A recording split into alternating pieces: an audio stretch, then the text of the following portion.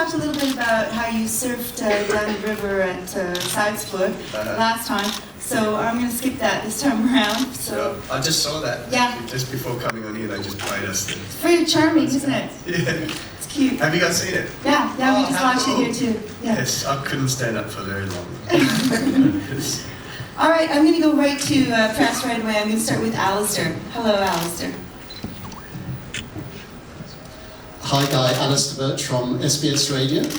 Guy, I think I'm correct in saying we're both migrants to Australia, but you moved there with your parents when you were very young. Yes. Can you remember your initial reaction when you first found out about it? Do you have any advice for kids in Europe or Australia facing a similar relocation for today? And very quickly also, Paul, can you tell us how the show has been received back home so far? Cool. Well, when you say when I first found out about it, specifically when I migrated to Australia? Of course, yes. Well, I was very young. I was about 6 years old, and we migrated from Malaysia. I've got a very mixed background, but I found it an incredible move. I mean, my dad's a geologist, so we spent a lot of time moving around, in different places in different states and countries, and finally settled in Australia, and never looked back. It's an incredible place to live, and I settled in, I think it was 1988. We were there, and it was just an incredible place to grow up. I grew up in Adelaide, which is quite a small city in comparison to a lot of cities like Sydney, and I loved it. Just an amazing place. I mean, Australia, even though we lack the history that you'll find in Europe, the architectural history, and obviously just history in general, we're quite a young nation, but the natural beauty of Australia is breathtaking, and even just watching the postcards back just then, I sort of started to feel a bit emotional. I was like really proud of just what we have there, and the people are beautiful, the scenery is beautiful. Where I live is a suburb in the eastern suburbs in Sydney, and you've got the beach. I've got the beach literally a stone's throw away. I'm 15 minutes drive to the centre of the city in Sydney, and 10-15 minutes drive to the airport, which is handy with all the travel I do. But there's not a lot of places in the world where you have so close access to such beauty and also practicality. So it's great. Sounds really hard.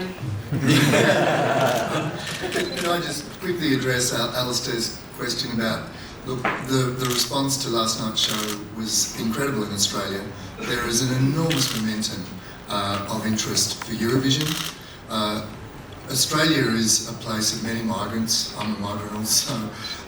There is an incredibly strong European presence there, and it's really important that you understand that from our perspective, that's something that was very important to us, that there was that connection in the show. I have to say for my own part that watching the show last night and the diversity that it showed, the wonderful Finnish performers, the Serbian performers, the Romanian story, they're really great stories of diversity and kindness, and to be part of a show that has such generosity of spirit, for us, it's the greatest entertainment show in the world, and we are so delighted to be part of it. Well, we're delighted to have you, that's for sure. I watched it on TV last night. I went home and watched it extra special because I wanted to see what it looked like on TV, and it looked amazing. Yeah. It really did. I mean, I know that's perhaps I can't be objective, but I really thought it looked amazing. Oh, it is. Okay. Yes, I'm going to take a question from David. Hello. Hello, it's David Alexander from Star Observer. It's been a while since I last saw you at the Opera House. Yes. I won't ask you about World Idol again. You've said it's known that you're not too well. You're a little bit under the weather. Are you concerned that that has impeded your being able to rehearse at 100%? Yeah, I mean, I just pace myself during rehearsals. I think sometimes as a performer, it's very hard to suppress. I guess yourself a little bit. As a performer, if there's even two people watching, you want to do a great job, because you don't want those two people to think, oh yeah, that's going to be okay on the night. Even if I know that on the night I'm going to give an extra 30 or 40%, I guess, you know, I just hate making excuses. So that's why I'm sick, but sometimes I sing better when I'm sick, you know. Sometimes I'll have this kind of really, these dulcet tones that I don't normally have, or you know, there's that hoarseness that will give me more character. But we're singers, we're at the mercy of our bodies, you know, and you know, and it changes daily. Sometimes you're not even sick, you don't even know, but there's just more pollen in the air or something, or your lungs are a bit tighter and you can't breathe that day properly. And that's the beauty of singing. It's kind of, you know, when you see someone nail it on stage, you know that everything's come together, and that's why you give, I do, when I watch people, I give a lot of props and a lot of respect to people who can deliver constant, consistent performances, but come Saturday I should be fine. I mean, yeah, I'm a little crook, but I feel like I'm getting better, and should be fine, yeah. Isn't that always the way whenever you have a little cold, people are like, oh, you sound so sexy. Okay, I'm going to go to the young lady with the stripes. Hi guys, Claire from Women's Day in Australia. I just wanted to ask you, I spoke to you a couple of weeks ago and you were saying how you didn't know how this was going to change your life. Already, I think this has changed your life. Do you want to talk a little bit about how you think it has already? Of course. I mean, even on the I guess the physical level of people's attitude towards me over here, you know, I obviously, you know, in Australia, I can't really get around freely as I can in other parts of the world where no one's heard of me. So, you know, in Australia, going to the mall or something is always a fairly cumbersome. It's not as easy as going, say, to the mall here in Vienna where no one really knows me. So it's but since the onset of Eurovision, you know, there's people who are starting to stop me and get photos and say, hey, you're the Aussie guy, and things like that, which is all well and good. I mean, I didn't get into this life to I guess have fame or be recognisable. I got into it to hopefully spread my music to as many people, and obviously the offset of that is you become a well-known person or whatever. But my dream is just to play music in different parts of the world that haven't heard my music. You know, I'm a songwriter. I have been for a long time, and nothing makes me more happy than just sharing my music with a crowd that's unfamiliar with it. So it's an incredible opportunity, and definitely has changed my life in that regard. But last night, I think I properly got bitten by the Eurovision bug. You know, just being in the room and feeling that energy, being in the green. I was in the green room as I was being interviewed by the host, and it looked so much fun in that green room. I can't wait for my turn in that green room.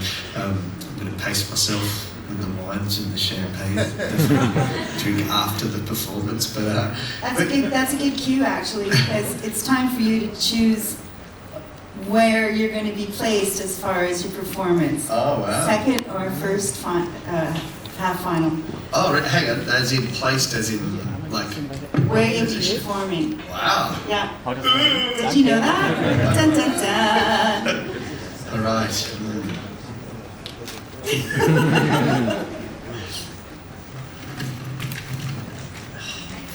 Win prizes. No. Oh. Actually, that's that. Oh.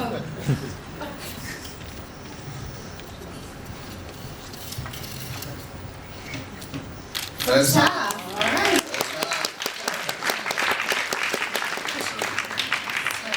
Is that good? Is that good? Is that a good thing? It's good. It's good for the viewing public, that's for sure.